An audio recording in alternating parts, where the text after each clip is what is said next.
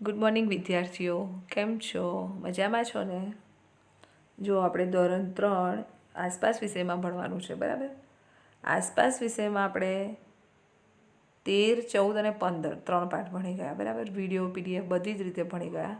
એનું ગૃહ કાર્ય તમે કરી નાખજો અને તૈયારી કરતા રહેજો. હવે આપણે આ પાઠમાં પાઠ 16 મારું ઘર, બરાબર, એ પાઠ ભણવાનો છે. મારું ઘર તમારા બધાનું જ ઘર હોય છે, બરાબર? ઘર વગર શું તકલીફ પડે છે, ઘર વગર આપણને શું શું મુશ્કેલી પડે છે, આપણે કેવી રીતે રહી શકીએ છીએ, એ બધું આ પાઠમાં ભણવાનું છે, બરાબર? આપણે બધા ઘરના સભ્યો એકસાથે રહીએ છીએ ત્યારે ઘર બને છે. બાકી કોઈ રહેતું ના હોય તો એ શું કહેવાય? મકાન કહેવાય. પણ જ્યારે રહીએ છીએ તો આપણું કુટુંબ આપણું ઘર છે. ઘર હોય તો જ આપણે શિયાળામાં ઠંડી, ઉનાળામાં ગરમી, વરસાદથી આપણે બચી શકીએ છીએ, બરાબર? રહેઠાણ, ઘર એ આપણું રહેઠાણ કહેવાય છે. તો રહેવું અને ઘર કેટલું મહત્ત્વનું છે એ આ પાઠમાં ભણવાનું છે, બરાબર? આપણે ગમે ત્યાં ગયા હોય ફરવા કે ગમે તેટલા દિવસ માટે ફરવા ગયા હોય, પણ છેલ્લે આપણું ઠેકાણું શું છે? આપણે છેલ્લે ક્યાં આવીને રહેવાનું હોય છે? ઘર. કેમ કે આપણે રખડતા નથી ફરવાનું હોતું. ઘણા લોકો એવા છે કે જેમને ઘર નથી હોતું, તેમને રોડ પર, ફૂટપાથ પર પડી રહેવું પડે છે, બરાબર? જમવાનું મળી જાય, કોઈ ખવડાવી દે, પરંતુ રહેવા માટે જગ્યા મળતી નથી. એટલે ઘર એ ખૂબ જ મહત્ત્વની વસ્તુ છે, બરાબર? તો ઘર બધાના વિસ્તારમાં અલગ અલગ હોય. તમે જોવું હશે, ઝૂંપડી હોય છે, કાચા મકાન હોય, પાકા મકાન હોય, અત્યારે તો બિલ્ડિંગો, બંગલાઓ, એટલે અને અમુક વિસ્તાર પ્રમાણે પણ ઘર અલગ અલગ હોય, બરાબર? તો એ બધું આ પાઠમાં ભણવાનું છે કે આપણે કાચા મકાન ક્યાં હોય, પાકા મકાન ક્યાં હોય, લાકડાના મકાન આવે છે, પથ્થરના મકાન આવે છે, બરાબર? એ રીતે કઈ કઈ જગ્યાએ રહેઠાણ પણ અલગ અલગ હોય છે, એ બધું આપણે આ પાઠમાં ભણવાનું છે, બરાબર? જો આગળ ચોપડીમાં પાઠ 16 મારું ઘર, અંદર અલગ અલગ રાજ્યના રહેઠાણો આપણને બતાવ્યા છે, અલગ અલગ છોકરાઓના ઉદાહરણ દ્વારા. તેમાં સૌથી પહેલાં એક છોકરી છે, જુઓ. મારું નામ નસીમ છે, હું શ્રીનગરમાં રહું છું. જુઓ, નસીમ એટલે મુસલમાન છોકરી છે અને એ ક્યાં રહે છે? શ્રીનગર રાજ્યમાં, બરાબર? તો ત્યાં કેવા મકાન છે, કેવું બધું હોય છે, આપણને નસીમ દ્વારા આપણને સમજણ પાડેલી છે. જુઓ આગળ. ગઈકાલે અમારી શાળામાં ઘણી બધી પ્રવૃત્તિઓનું આયોજન હતું. તે અઠવાડિયા સુધી ચાલી. અમારી શાળામાં કેમ્પ હતું એટલે આવું આયોજન હતું. બાળકો બીજી જગ્યાએથી પણ કેમ્પ માટે અહીં આવ્યા છે. બધાને રહેવા માટે મેદાનમાં તંબુ બાંધ્યા છે. જુઓ, શાળામાં કેમ્પ હતો એટલે બહાર જઈ અને બધી આયોજન પ્રવૃત્તિઓ કરવાની હોય. તો એ કેમ્પમાં અલગ અલગ શાળાના બધા વિદ્યાર્થીઓ ભેગા થાય, કે કોઈ ગુજરાતથી આવ્યું હોય, બરાબર, કોઈ શ્રીનગરથી આવ્યું છે, કોઈ કેરળથી આવ્યું હોય, કોઈ રાજસ્થાનથી આવ્યું હોય. આ રીતે બધા અલગ અલગ વિસ્તારમાંથી ભેગા થયા હોય. હવે બધા જ ત્યાં ગયા હોય કેમ્પમાં, અઠવાડિયાનું કે 10 દિવસનો કેમ્પ હોય, ત્યાં રહેવાનું હોય. તો ત્યાં મકાન તો ના હોય, એટલે એટલા દિવસ રહેવા માટે શું કરે? ત્યાં તંબુ બાંધે, બરાબર? તંબુ એટલે શું? જુઓ, તમે જોવું હશે, અહીંયા ફોટામાં દેખાય છે કે આમ લાકડા મૂકીને ઉપર એવું કપડું નાખેલું હોય, એટલે ટેમ્પરરી, મતલબ આપણે થોડા દિવસ અંદર રહી શકીએ, બરાબર? એને તંબુ કહેવાય. તો અહીંયા જે ચિત્રમાં દેખાઈ રહ્યું છે એ તંબુ છે. તો એ લોકો બધા ત્યાં અલગ અલગ શાળાના બધા જ વિદ્યાર્થીઓ ત્યાં જોડે, એમના સર પણ હોય, પ્રવાસની જેમ ફરવા ગયા હોય, પણ એમને બધું ત્યાં શીખવાનું હોય, ખાલી ફરીને ના આવવાનું હોય. તો એ ત્યાં થોડા દિવસ રહેવા માટે તંબુ બાંધે છે, બરાબર? આગળ જુઓ. અમે શાળા ખૂબ જ સુંદર રીતે શણગારી છે. આ નસીમ બોલે છે, બરાબર?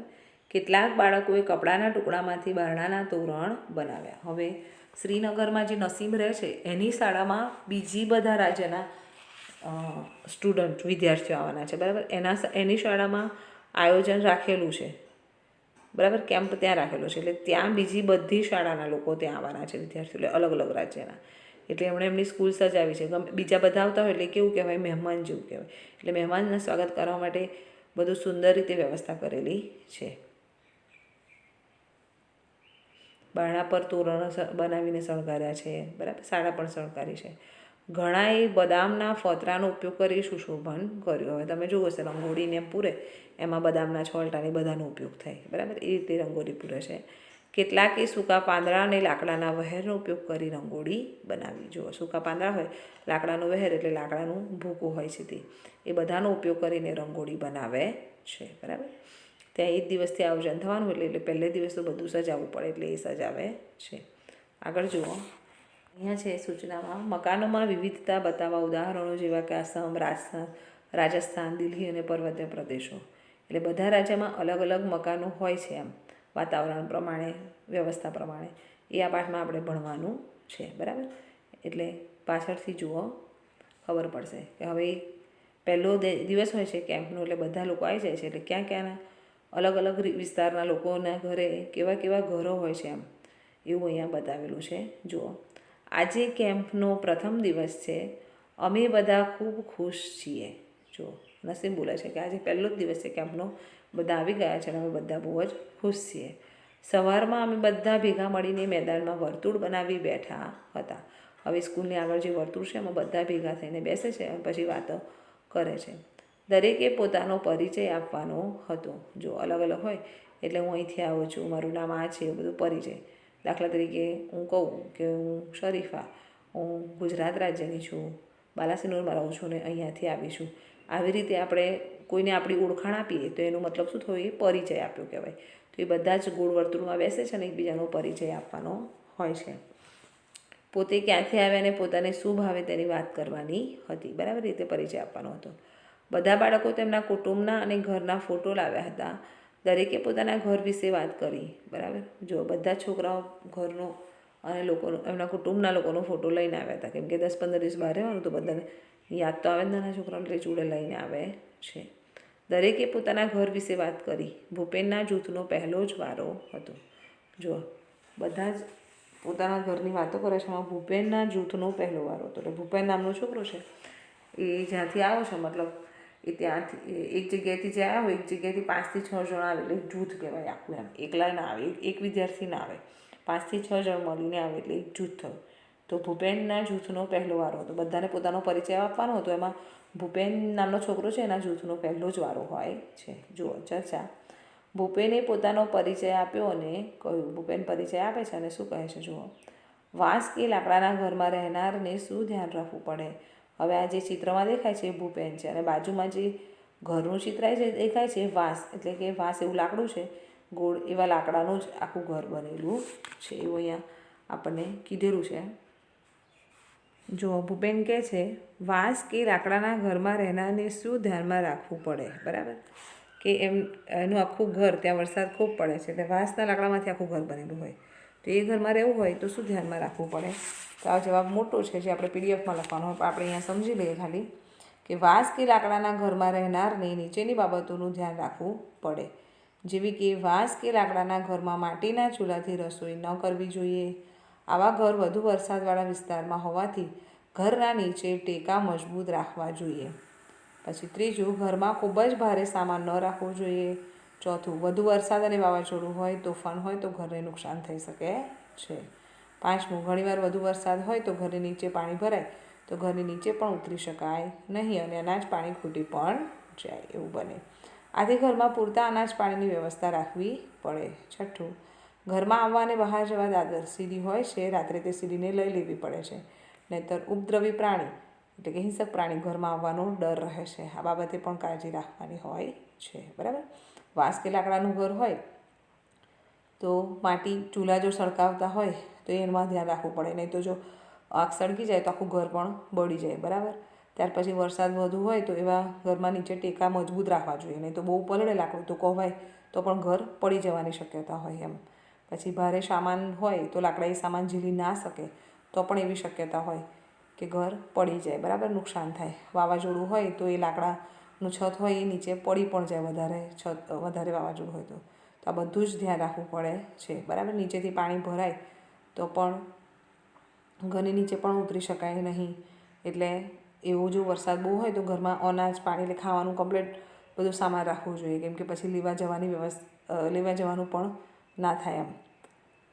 પછી એ સીડી જે આવવા જવા માટે સીડી મૂકવી પડે છે, બરાબર. ઊંચા ઘર મૂકવાના બને છે એટલે તો એ સીડી પણ સાચવવી પડે, સીડીને લઈ લેવી પડે, છૂટી રાખવી પડે, નહીં તો એ સીડીમાંથી કોઈ હિંસક પ્રાણી, ઉપદ્રવી પ્રાણી એટલે કે ઝેરી જંતુઓ પણ આવી શકે છે ઘરમાં એમ.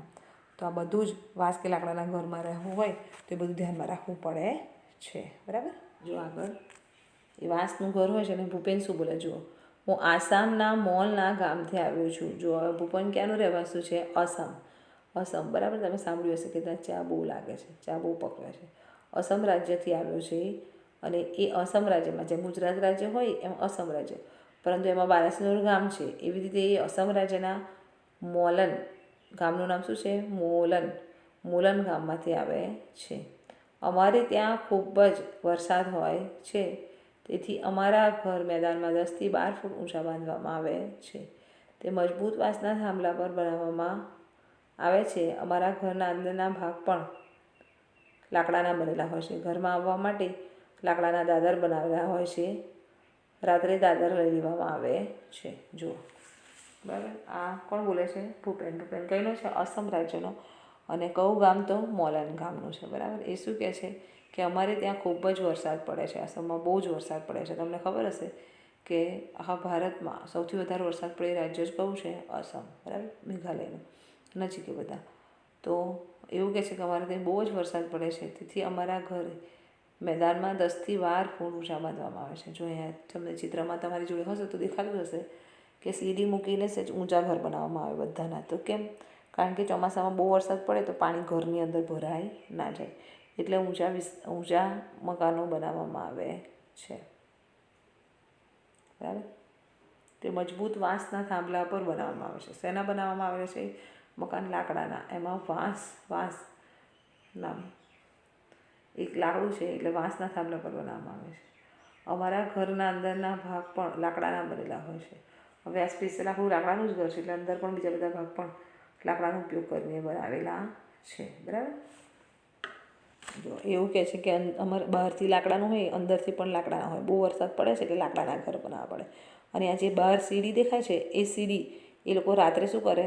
લઈ લે, બરાબર, બંધ કરીને. એટલે એ સીડી કેવી હોય? ઘરથી છૂટી એવી રીતે બનાવવામાં જ આવતી હશે કે જેને બંધ કરીને મૂકી દેવાય. પણ તો એ સીડી બંધ કરીને મૂકી દેવાનો મતલબ શું? તો એ જંગલમાં કે આજુબાજુ કોઈ બી હિંસક પ્રાણી હોય તો એ સીડી ચડીને ઘરમાં ઘૂસી ના જાય, એટલે દાદર સીડી બનાવે છે. ત્યાર પછી જુઓ, અહીંયા પ્રશ્નોના જવાબ છે. જે આપણે આગળ ભૂપેન વિશે ભણ્યા એમાંથી જ સમજીને જવાબ લખવાના છે, બરાબર. તો જો પહેલો પ્રશ્ન છે, ભૂપેન જ્યાં રહે છે ત્યાં ઘર કેમ વાંસના થાંભલા પર બનાવાય છે? બરાબર. ભૂપેન જ્યાં રહે છે ત્યાં ઘર કેમ વાંસના થાંભલા પર બનાવાય છે? તેનો જવાબ જુઓ. ભૂપેન અસમમાં રહે છે. અસમમાં ખૂબ જ વરસાદ પડે છે, તેથી ઘરો વાંસના થાંભલાઓ પર બાંધવામાં આવે છે, જેથી તે જમીનથી ઘણા ઊંચા રહે અને વરસાદના પાણીથી બચી શકાય, બરાબર. ત્યાં બહુ જ વરસાદ પડે છે એટલે ત્યાં વાંસના થાંભલાઓ પર ઊંચા ઘર બનાવવામાં આવે કે જેથી જમીનથી ઊંચા હોય ઘર, એટલે ઘરમાં પાણી પેસી ન જાય અને પાણીથી બચી શકાય, બરાબર. એટલા માટે વાંસના થાંભલા પર ઘર બનાવવામાં આવે. બીજો પ્રશ્ન છે જુઓ પાછળ. ભૂપેનના ગામના ઘરના છાપરા કેવા હોય છે? તે કેમ એવા બનાવવામાં આવે છે? હોય છે તો લાકડાના. કેવા હોય છે? લાકડાના, બરાબર. તો કેમ એવા બનાવવામાં આવે છે? તો ભૂપેન અસમમાં રહે છે.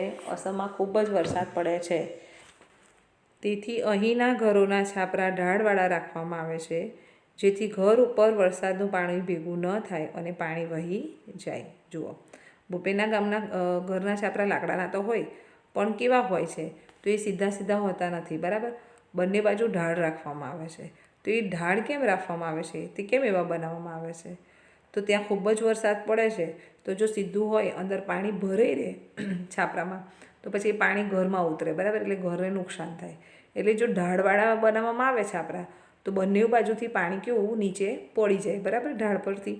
એટલે એ પછી ઘર ઉપર વરસાદનું પાણી ભેગું થાય નહીં અને પછી પાણી નીચે વહી જાય, બરાબર. એટલે ઘરને કોઈ નુકસાન થાય નહીં, તેથી એવા ઢાળવાળા છાપરા બનાવવામાં આવે છે. આગળ ત્રીજો પ્રશ્ન છે, આ ઘરમાં પ્રવેશ કરવા શું કરવું પડતું હશે? તો આ અસમમાં ખૂબ જ વરસાદ પડે, બરાબર. તો ઘરમાં પ્રવેશ કરવા માટે સીડી મૂકવામાં આવી છે. તો જો જવાબમાં, અસમમાં પુષ્કળ વરસાદ પડતો હોવાથી ઘરો વાંસના થાંભલા ઉપર બાંધવામાં આવે છે. ઘરમાં પ્રવેશ કરવા માટે લાકડાની સીડી મૂકવામાં આવે છે, જેથી સીડી દ્વારા ઘરમાં પ્રવેશી શકાય. આમ આ ઘરમાં પ્રવેશ કરવા સીડીનો ઉપયોગ કરવો પડતો હશે, બરાબર. એટલે અંદર જવા માટે અંદર લાકડાની સીડી મૂકવામાં આવે, સીડી દ્વારા અંદર પ્રવેશી શકાય છે. ઊંચા ઘર બનાવવામાં આવે એટલે સીડીની જરૂર પડે છે. ત્યાર પછી જુઓ ચર્ચા. એટલે હવે ચર્ચા કરવાની છે. આપણે ક્લાસમાં તો ચર્ચા કરત, પણ આપણે જવાબ સમજી લઈએ. પહેલો પ્રશ્ન છે, ભૂપેનના ઘરમાં રાત્રે દાદર કેમ લઈ લેવામાં આવતું હશે? દાદર એટલે કે સીડી. તો એ સીડી કેવી છૂટી બનાવવામાં આવે છે કે જેને રાત્રે લઈ લેવામાં આવે. તો આપણે સમજ્યા આગળ કે કેમ લઈ લેવામાં આવશે. તો જવાબમાં એ રીતે લખવાનું છે. જુઓ, રાત્રિના સમયે કોઈ જંતુ કે પ્રાણી સીડી મારફતે ઘરમાં આવી ન જાય તે માટે રાત્રે દાદર લઈ લેવામાં આવતા હશે. બરાબર, કોઈ હિંસક પ્રાણી હોય કે બીજું કોઈ પણ ઝેરી પ્રાણી હોય એ ઘરમાં પ્રવેશી ન જાય સીડી દ્વારા, એટલે સીડી લઈ લેવામાં આવે છે. ત્યાર પછીનું જુઓ, પથ્થરના ઘર બનાવવા શું અગવડ પડે છે? હવે એ લાકડાના બનાવે છે, એના કરતાં એમને પથ્થરના બનાવવા હોય તો એમને શું તકલીફ પડતી હશે? કેમ નથી બનાવતા એમ? તો જુઓ, પથ્થરના ઘર જમીનમાં પાયા ખોદીને બનાવવા પડે. અસમમાં ખૂબ જ વરસાદ પડતો હોવાથી પથ્થરનું ઘર જમીન પર બનાવવામાં આવે તો વરસાદનું પાણી ઘરમાં ઘૂસી જાય, તેથી ઘરમાં રહી શકાય નહીં. લાકડાના ઘરની જેમ પથ્થરના ઘરને ટેકાથી બનાવી શકાતું નથી. આમ ભૂપેન જ્યાં રહે છે ત્યાં પથ્થરના ઘર બનાવવામાં અગવડ પડે છે. જુઓ, હવે આપણે વિચારીએ કે લાકડા તો એમ પલળે તો ખરાબ થઈ જાય ઘર, તો પથ્થરના કેમ ના બનાવે? પણ પથ્થરના કેમ ના બનાવે? કારણ કે પથ્થરના ઘર બનાવવા માટે જમીનમાં જ પાયા બનાવવા પડે. એટલે પછી ઘર કેવું ઊંચું ના રહે. પછી બહુ વરસાદ પડે તો એ ઘરમાં પાણી ભરાઈ જાય. જ્યારે લાકડામાં તો શું થાય છે કે વાંસના થાંભલા બનાવીને ઉપર ઘર બનાવે છે ઊંચું, એટલે પાણી જલ્દી ભરાતું નથી. બરાબર, અને પથ્થરના ઘરને ટેકાથી બનાવી ના શકાય, લાકડાના ઘરને ટેકાથી બનાવી શકાય. એટલા માટે ભૂપેન જ્યાં રહે છે ત્યાં પથ્થરના ઘર બનાવવામાં અગવડ પડે છે. સગવડ એટલે સારું રહે, અગવડ એટલે તકલીફ પડે એમ. તો તકલીફ પડે છે. બરાબર, હવે ભૂપેન અસમમાં રહે છે એ પત્યું. હવે આગળ છે જુઓ, ચમેલી છોકરી છે એ ક્યાં રહે છે એ કીધું છે. જો એનું ઘર કેવું છે. હવે ચમેલીનો વારો આવ્યો. તેણે કહ્યું, જો આ બધા પોતપોતાનું પરિચય આપે છે. તો ચમેલી શું કહે છે? જુઓ, હું મનાલીથી આવું છું. આ પર્વતીય પ્રદેશ છે. અમારે ત્યાં ખૂબ જ વરસાદ પડે અને બરફ પણ પડે છે. જ્યારે ખૂબ જ ઠંડી હોય ત્યારે અમને સૂર્યના તડકામાં બેસવું ખૂબ ગમે. અમારા ઘર પથ્થરો અથવા લાકડાના બનેલા હોય છે. જો ચમેલી ક્યાં રહે છે? મનાલી. હવે મનાલી કેવો વિસ્તાર છે? ઠંડો પ્રદેશ. ત્યાં બરફ હોય છે. આપણે જેમ અહીંયા માટી હોય નીચે જમીન પર, એવી રીતે ત્યાં બરફ હોય. બરાબર, તો ત્યાં બરફનો વરસાદ એ બહુ પડે અને બધે જ બરફ હોય, એટલે ત્યાં બહુ જ ઠંડી પડે. એટલે એ પર્વતીય પ્રદેશ છે. જો અહીંયા ચમેલીએ કીધું જ છે, બરાબર, કે પર્વતીય છે. એટલે પર્વત ઉપર રહે એટલે ત્યાં ઠંડી વધારે પડે. અમારે ત્યાં ખૂબ જ વરસાદ પડે અને બરફ પણ પડે. વરસાદ બી બહુ પડે છે અને બરફ પડે, એટલે બરફનો વરસાદ પડે છે. જ્યારે ખૂબ જ ઠંડી હોય ત્યારે અમે સૂર્યના તડકામાં બેસવું ખૂબ ગમે. એ તો આપણે અહીંયા અત્યારે ઠંડી પડે છે તો આપણને પણ તાપમાં બેસવાનું ગમે છે. બરાબર, પછી ત્યાં તો બહુ જ ઠંડી હોય એટલે બધાને જ ગમે. એટલે એમના ઘર કેવા બનેલા હોય છે? પથ્થરો અથવા લાકડાના. જેમ અસમમાં વરસાદ બહુ પડે તો લાકડાનું હતું, બરાબર, ભૂપેનની વાતમાં. એવી રીતે અહીંયા પણ એવું છે કે લાકડાના ઘર બનેલા હોય છે અને પથ્થરોના પણ બનેલા હોય છે. જો આ બીજી વાત થઈ. પહેલાં એક ભૂપેન, જે અસમનું, અને આ મનાલી. તો એ કઈનું છે? સોરી, આ છે ચમેલી. તો જે કઈથી આવે છે? મનાલીથી. બરાબર, આગળ હવે પ્રશ્ન છે. ચમેલીએ જે આગળ કીધું એમાંથી પ્રશ્ન છે. બરાબર, તો પહેલો પ્રશ્ન છે, ચમેલીનું ઘર કયા વિસ્તારમાં છે? બરાબર, તો ચમેલીનું ઘર ક્યાં હતું? મનાલીમાં. બરાબર, મનાલીમાં છે, જે પર્વતીય પ્રદેશ છે. કેવો પ્રદેશ છે? પર્વતીય પ્રદેશ છે. બીજો પ્રશ્ન છે, ચમેલી અને ભૂપેનના ઘરના છાપરામાં શું સમાનતા છે? બરાબર, હવે ભૂપેનના ઘરનું છાપરું કેવું હતું? ઢાળવાળું. હવે ચમેલીનું પણ એવું છે, તો શું સમાનતા છે એ કીધું છે. અહીંયા જુઓ, ચમેલીના રહેઠાણનો પ્રદેશ મનાલી છે અને ભૂપેન અસમમાં રહે છે. બંનેના રહેવાના વિસ્તારમાં પુષ્કળ વરસાદ પડતો હોવાથી તેમના ઘરના છાપરા ઢાળવાળા હોય છે. આ સમાનતા છે. બરાબર, અહીંયા સમાન એટલે સરખું શું છે બેમાં? તો ભૂપેનના ઘરના છાપરા પણ ઢાળવાળા અને ચમેલીના ઘરના પણ છાપરા ઢાળવાળા. તો કેમ બંનેના સમાનતા? તો કારણ કે અસમમાં અને મનાલીમાં બંને વિસ્તારમાં ખૂબ જ વરસાદ પડે છે, તેથી બંનેના ઘરના છાપરા કેવા છે? ઢાળવાળા હોય છે. આ સમાનતા છે. બરાબર, ત્રીજો પ્રશ્ન, આ વિસ્તારમાં છાપરા કેવી રીતે ઉપયોગી છે? તો આ વિસ્તારમાં છાપરા કેવી રીતે ઉપયોગી છે? તો મનાલી વિસ્તારમાં વરસાદ ખૂબ જ પડે છે તથા બરફ પણ પડે છે. અહીં ઢાળવાળા છાપરા હોવાથી વરસાદનું પાણી કે બરફ છાપરા પર જમા થવાને બદલે ઝડપથી નીચે વહી જાય છે, બરાબર. એટલે છાપરા ઉપયોગી છે. જો બરફ અને વરસાદ બધું ઘરની ઉપર ભેગું થાય તો ઘરને નુકસાન થાય, ઘરમાં રહેતા લોકોને પણ નુકસાન થાય. તો ઢાળવાળા છાપરા હોય તો બરફ અને પાણી જમા નથી રહેતું ત્યાં, બરાબર, ભરાઈ નથી રહેતું, નીચે પડી જાય છે. એટલે એ વિસ્તારમાં છાપરા ઉપયોગી છે, બરાબર. આગળ જુઓ ચર્ચા. હવે શેની ચર્ચા કરવાની છે? જુઓ, પાકા મકાનમાં રહેવાથી કયા કયા લાભ થાય છે, બરાબર. હવે તમે લગભગ આપણે રહીએ છીએ બધાના પાકા જ મકાન છે, તો એમાં ફાયદા શું છે?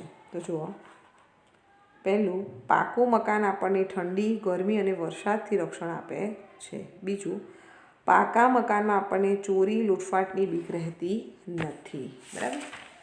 ત્રીજું, જીવજંતુ કે હિંસક પ્રાણીઓનો ડર સતાવતો નથી.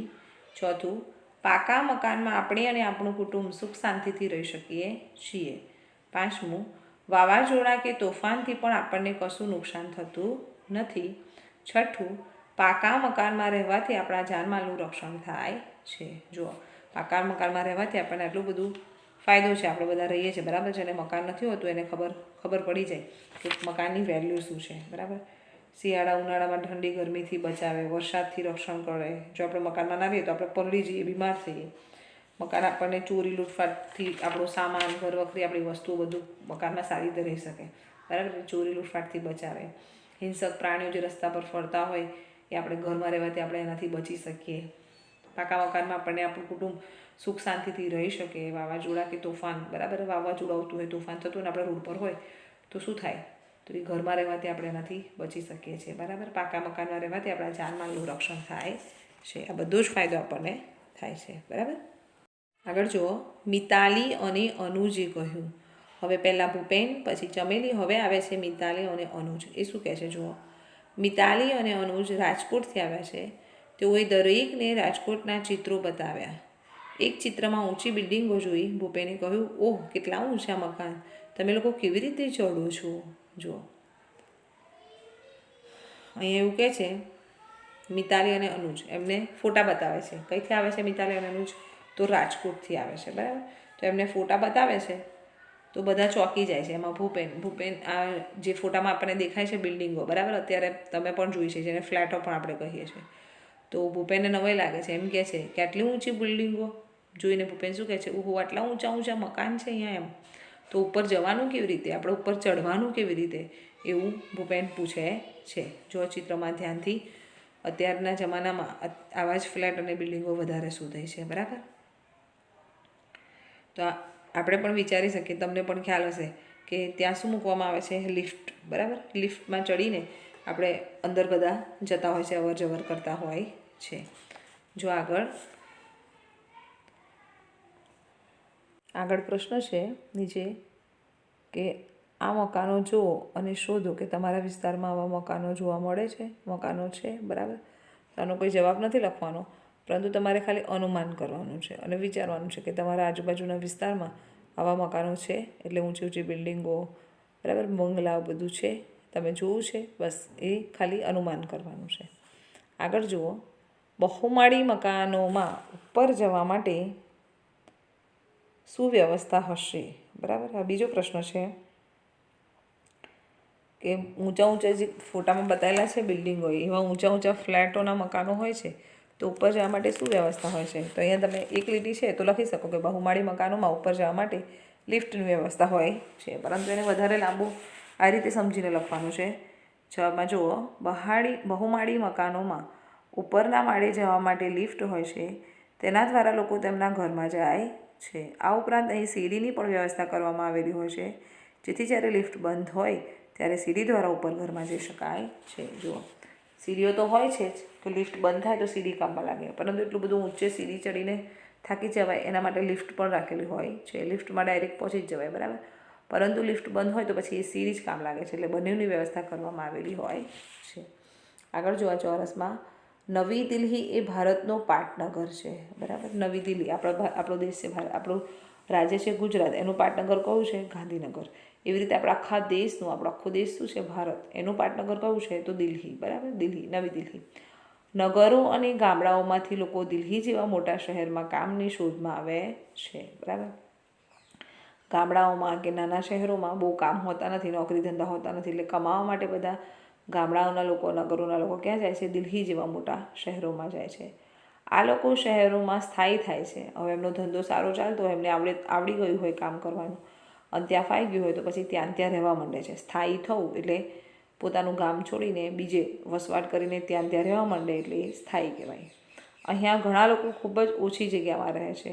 ઘણા લોકો પાસે મકાન જ હોતા નથી. જો બધા જુદા જુદા ગામમાંથી, જુદા જુદા નગરોમાંથી નોકરી કરવા આવ્યા હોય તો બધાને જમવાનું મળી રહે, પણ રહેવા માટે જગ્યા હોતી નથી. ત્યાં ખૂબ જ ઓછી જગ્યા હોય છે.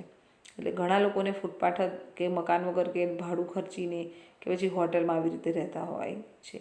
તેઓ ઝૂંપડપટ્ટીમાં રહે છે. જુઓ, હવે ભાડું કે એવું બધું ભરવાની તાકાત ના હોય તો ઝૂંપડપટ્ટીમાં પણ રહેવું પડે, કેમ કે મકાનો હોય નહીં.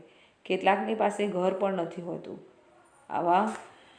આવા માણસોને જ્યાં જગ્યા મળે ત્યાં સૂઈ જાય, રોડ પર, ફૂટપાથ પર, સ્ટેશન પર. જુઓ, ઝૂંપડપટ્ટીમાં રહે અને કેટલાકની પાસે ઘર ના હોય તો પછી એવા માણસો શું કરે? ગમે તે સૂઈ જાય, રોડ પર પણ, ફૂટપાથ પર પણ, સ્ટેશન પર. તમે પણ ગમે ત્યાં ફરવા ગયા છો તો જોયા હશે કે ઘણા લોકો સ્ટેશન પર અને ફૂટપાથ પર રહેતા હોય છે. તો જુઓ, વિસ્તાર, રહેવા માટેની જમીન ઓછી હોય છે, તેથી બધા જોડે અમુક ઘર પણ હોતા નથી. બરાબર, મોટા મોટા શહેરોમાં ખાસ બધા લોકો બહારથી કમાવા માટે તો આવી જાય છે, પણ રહેવા માટે જગ્યા હોતી નથી. એટલે ગમે ત્યાં બસ સ્ટેશન પર, રોડ પર, ગમે ત્યાં લોકો ઊંઘી જતા હોય છે. જો આગળ ચર્ચા, માટીના મકાનમાં રહેનારે શું શું ધ્યાનમાં રાખવું પડે? હવે માટીના મકાનો પણ હોય છે, બરાબર, તમે જોયા હશે પહેલાંના જમાનામાં તો ખાસ. અને કુંભારના મકાનો પણ માટીના હોય. તો જેમ આગળ વાંસના લાકડામાં રહેવા માટે શું શું ધ્યાનમાં રાખવું પડે, એ રીતે માટીના મકાનમાં પણ શું ધ્યાનમાં રાખવું પડે જો અંદર રહેતા હોય તો જો જવાબમાં સમજી લઈએ. એક જ લીટી છે એટલે આપણે પીડીએફમાં જવાબ લખીશું. મોટો જવાબ છે, માટીના મકાનમાં રહેનારે નીચેની બાબતોનું ધ્યાન રાખવું પડે. 1, તેણે ગરમી, ઠંડી અને વરસાદમાં હંમેશા સજાગ રહેવું પડે. બરાબર, માટીનું ઘર હોય તો ઠંડી વધારે લાગે, વરસાદ હોય તો માટી પલળે તો ઓગળે. એ રીતે બધી જ 3 ઋતુમાં એને વધારે સજાગ એટલે ચેતતું રહેવું પડે છે. બીજું, વધુ વરસાદ પડે તો માટીનું ધોવાણ થાય અને ભીત પડી જવાનો પણ ડર રહે છે. તેથી ઘરની દિવાલોને વારંવાર લીપવી પડતી હોય છે. જો મેં હમણાં કીધું એમ, બહુ વરસાદ પડે તો એ માટી પલળે એટલે એનું ઓગળે એટલે ધોવાણ થાય. બરાબર, એટલે એ દિવાલ પડી જવાય એવું પણ શક્યતા હોય છે. એટલે વારંવાર એને શું કરવું પડે? લીપવી પડે. ત્રીજું, માટીના મકાનમાં જીવજંતુ કે હિંસક પ્રાણીનો ડર રહે છે. બરાબર, માટી હોય તો કીડીઓ, મકોડાઓ તો હોય જ, આ સિવાય હિંસક પ્રાણીઓનો પણ ડર રહે છે. ચોથું, વધુ વરસાદ કે વાવાઝોડાથી માટીના મકાનને નુકસાન થવાનો ડર રહે છે. વરસાદ વધારે પડે કે વાવાઝોડું આવે તો પણ એ કાચા મકાનમાં જ ગણાય માટીનું મકાન, એટલે કાચા મકાનને નુકસાન થાય તો માટીના મકાનને પણ નુકસાન થાય.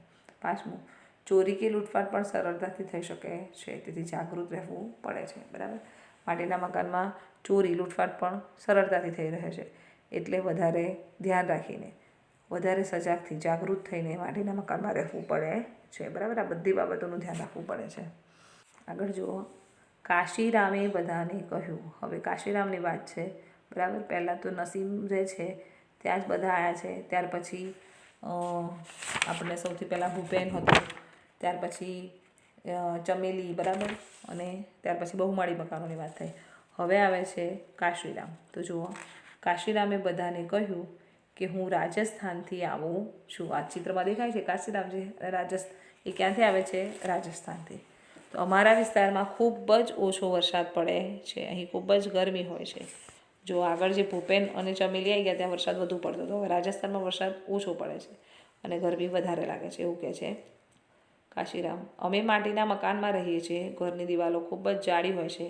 આ દિવાલો માટીથી લીંપણ કરેલી હોય છે. છાપરા કાંટાવાળા ઘાસના બનાવેલા હોય છે. જો ચિત્રમાં બતાવ્યું છે એ પ્રમાણે કે રાજસ્થાનમાં ખૂબ જ ગરમી પડે છે, એટલે ત્યાં કેવા માટીના ઘર હોય છે. માટીના ઘરમાં બહુ ગરમી ના થાય, ઠંડક રહે, એટલે બધાને માટીના ઘરના હોય. અને છત ઉપર આપણે જેમ ધાબુ હોય છે એમ એ છત કેવી હોય છે? કાંટાવાળા ઘાસની બનેલી હોય છે. બરાબર, દિવાલો માટીથી લીંપણ કરેલી પણ હોય છે. એ રીતે માટીનું ઘર હોય છે. ક્યાં? રાજસ્થાનમાં. કાશીરામ બોલે છે. બરાબર,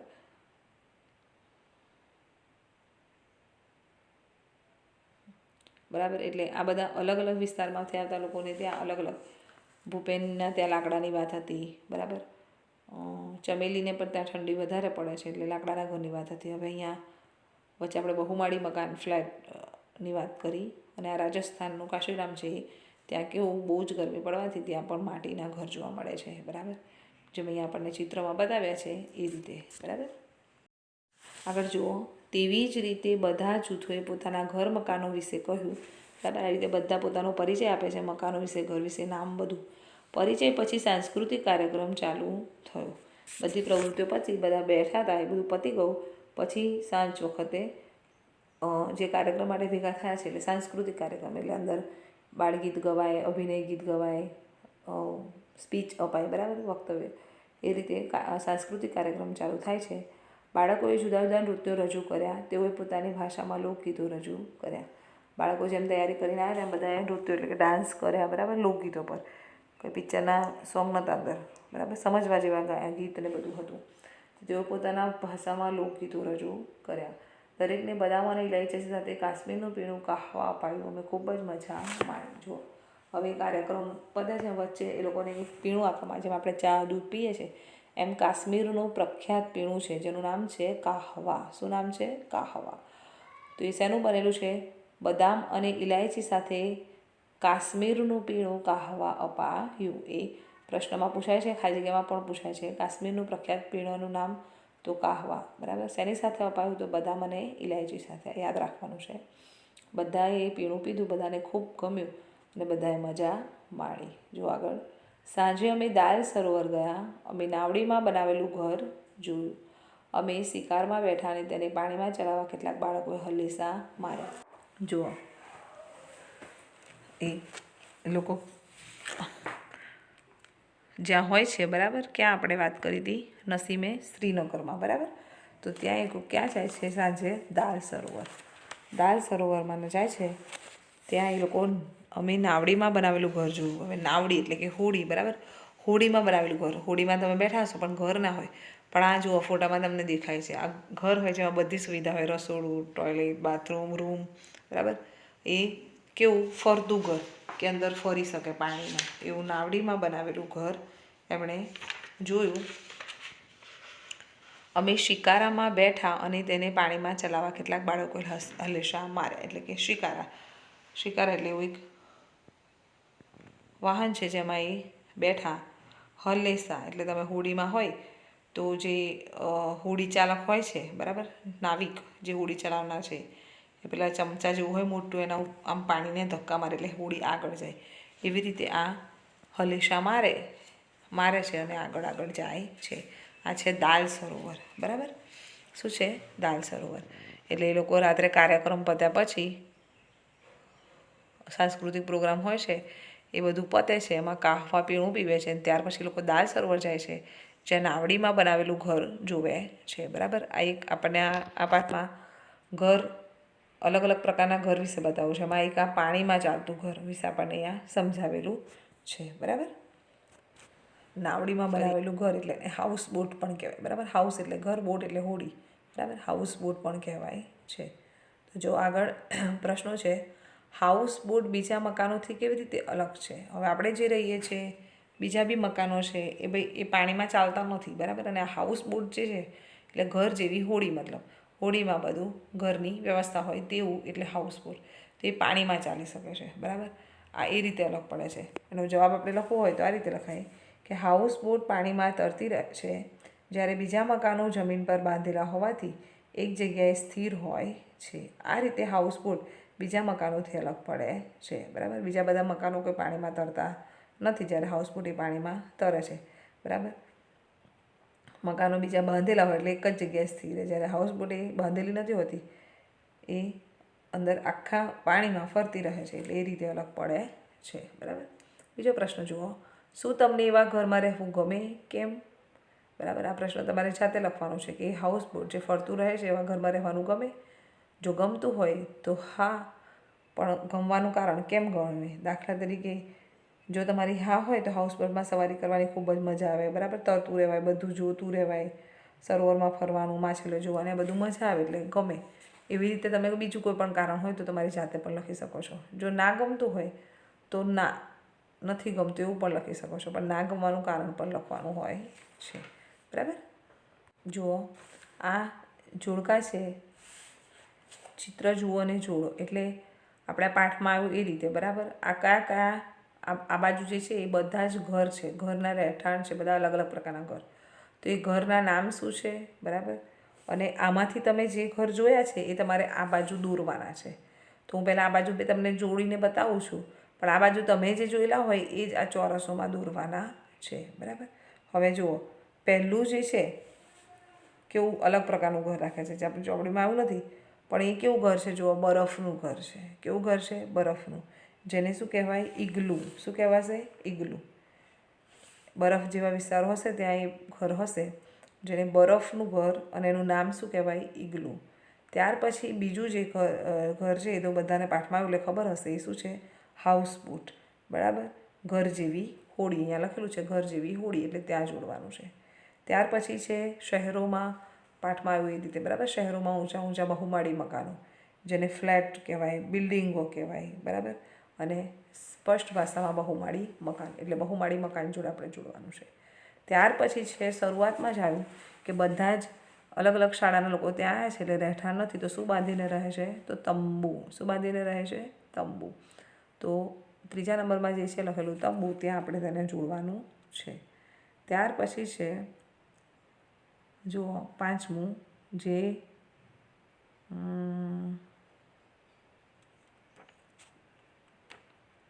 ઝૂંપડી જેવું છે, બરાબર. કે ઝૂંપડીમાં રહેતા હોય તો એ શું આવશે? પહેલાંમાં જે ઝૂંપડી લખેલું છે એ ઝૂંપડીમાં જોડવાનું છે. ત્યાર પછી છેલ્લે જુઓ, આમ વાંસનું લાકડા છે અને એની છત કેવી છે? છત્રી જેવી ગોળ. તો એ યાદ રાખવાનું છે, બરાબર. માટીના ઘર હોય એવી રીતે. તો એ છત્રી જેવી જે છત હોય છે એ મકાનને શું કહેવાય? ભૂંગો. શું કહેવાય? ભૂંગો. એટલે એ 6 નંબરને કોની સાથે જોડવાનું છે? 4 નંબરમાં ભૂંગા સાથે જોડવાનું રહેશે, બરાબર. હવે આ જો હું ફરી કહી દઉં, પહેલું છે ઇગ્લું, બીજું એ ઘર જેવી હોડી એટલે કે હાઉસબોટ, ત્રીજું છે બિલ્ડિંગ એટલે કે બહુમાળી મકાન, ત્યાર પછી ચોથું છે તંબુ, બરાબર. ટેમ્પરરી આપણે રહેવું હોય, ક્યાં ગયા હોય તો આવા તંબુ બાંધીને રહેવાય. પાંચમું છે ઝૂંપડી છે, અને છઠ્ઠું છે ભૂંગો છે. ઉપરથી છત્રી જેવો આકાર હોય ને, ભૂંગો કહેવાય, યાદ રાખવાનું. હવે આ જે 6 મકાન અહીંયા બતાવ્યા, એમના નામ પણ આપણે જોડ્યા, તો એમાંથી તમને જે તમે જોયેલા છે એવા ચિત્રો તમારા ચોરસમાં આ બાજુ જે ખાલી છે એમાં દોરવાના રહેશે, બરાબર. આગળ જુઓ, તમારું ઘર જે વસ્તુથી બનેલું હોય તેના પર ખરું કરો. હવે તમારું ઘર તમને ના ખબર હોય તો તમારા પપ્પા અને દાદાને તમારે પૂછીને આ જવાબ લખવાનું છે. અહીંયા નામ આપ્યા છે: ઘાસ, છાણ, લાકડું, સિમેન્ટ, કેનવાસ, લોખંડ, પ્લાસ્ટિક, ચૂનાના પથ્થર, વાંસ, ઈંટો, કાચ, પથ્થર. આ બધી જ વસ્તુમાં તમારા ઘરમાં જે જે વસ્તુ વપરાય છે એની નીચે તમારે ખરું કરવાનું રહેશે, બરાબર. નથી વપરાય તો ત્યાં ખોટું નથી કરવાનું, પણ ખાલી રાખવાનું છે. જેમ કે ઘાસ, હવે ઘાસ ના વપરાય એટલે ત્યાં કશું આવશે નહીં.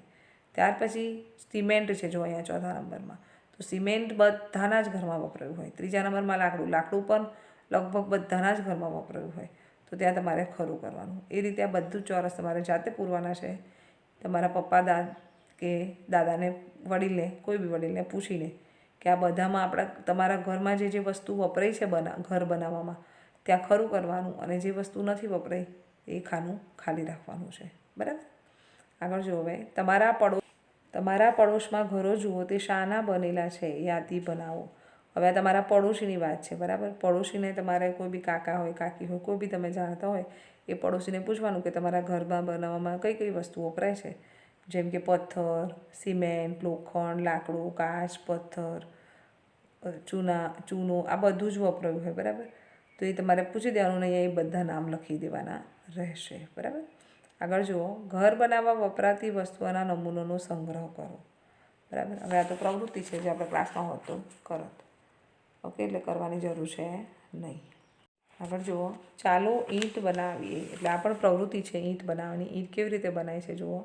માટી એકઠી કરો, એટલે આપણે લીલી ચીકણી મસ્ત ચોખ્ખી માટી લાવવાની, ભેગી કરવાની, તેમાં પાણી ઉમેરી માટી ગૂંદો, બરાબર. પાણી ઉમેરીને માટી ગૂંદવાની, લોટ બાંધા હોય રીતે. આ રીતે માટીને ગુંદી બનાવો. ખાલી માચીસ બોક્સમાં ભરો અને દબાવો. જો અને આકાર આપવા માટે જે આપણે માચીસ ઘરમાં વાપરીએ છીએ એનું બોક્સમાં ભરવાનું છે માટી. પછી સુકાય બાદ કાઢી લો, સુકાય ત્યારબાદ કાઢી લો. હવે એ સુકાઈ જાય માટી અંદર, ત્યાર પછી એને કાઢી લેવાની છે. તમારી નાની ઈંટ તૈયાર થશે. ત્યારે શિયાળો છે એટલે બરાબર સુકાશે નહીં. મસ્ત સૂકી જાય એટલે પછી ખોખામાંથી બહાર કાઢો એટલે એકદમ નાની ઈંટ તૈયાર થઈ જશે. નાની બનાવેલી ઈંટને રંગ પૂરો, તેના પર તમારું નામ લખો. બધી ઈંટો રંગીન ઘર બનાવવા ઉપયોગમાં લો. આ ઘરના છાપરાને સજાવો. બરાબર, આ રીતે આ ઈંટ બનાવી શકો છો. વધારે પણ બનાવી શકો છો. વધારે બનાવો તો રંગબેરંગી કરીને ઘરની જેમ ગોઠવી શકો છો. બરાબર, આગળ જુઓ. જુદા જુદા પ્રકારના ઘરની ચિત્રોનો સંગ્રહ કરો. એક સુંદર ચાર્ટ બનાવવા તેનો ઉપયોગ કરો. આપણે વર્ગખંડમાં આવતા હોય તો આ બનાવવા આપત આપણી પ્રવૃત્તિ કરત. બરાબર, પણ તમારે અભ્યાસ કરતું રહેવાનું છે. જુદા જુદા ઘર કેવા કેવા હોય છે આપણે પાઠમાં ભણ્યા, એ હજુ પણ તમારે બીજા કોઈ ઘર હોય તો એવી માહિતી એકઠી કરવાની અને ધ્યાન રાખવાનું અને વધારે એ સમજવાનું હતું કે મકાન રહેઠાણનું મહત્ત્વ શું છે. બરાબર, રહેઠાણ ના હોય તો આપણે ફૂટપાથ પર પડવાથી શિયાળો, ઠંડી, ગરમીથી વરસાદથી રક્ષણ ન મળે. એટલે ઘર ગમે તેવું હોય પણ ઘરની ખૂબ જ મહત્ત્વ હોય છે એવું આ પાઠમાં બતાવ્યું છે. બરાબર, તો જો આપણો પાઠ અહીં પતે છે. બરાબર, ઘર વિશેનું મહત્ત્વ સમજાવવાનું છે અને પ્રયત્ન કર્યો કે આપણે સમજી ગયા. બરાબર, કે બધાએ સમજુ બનવાનું છે. જો તમને આ પાઠમાં કંઈક સમજણ ના પડી હોય, કોઈ મુદ્દામાં કોઈ પ્રશ્ન હોય તો તમે પૂછી શકો છો. ઓનલાઈન ક્લાસમાં પણ આપણે હવે તો મળીએ છીએ તો એમાં પણ પૂછી શકો છો. બરાબર, અને ગૃહકાર્ય વધારે છે આ પાઠમાં એટલે 2 દિવસમાં ગૃહકાર્ય કરી દેવાનું રહેશે. Okay, bye, thank you.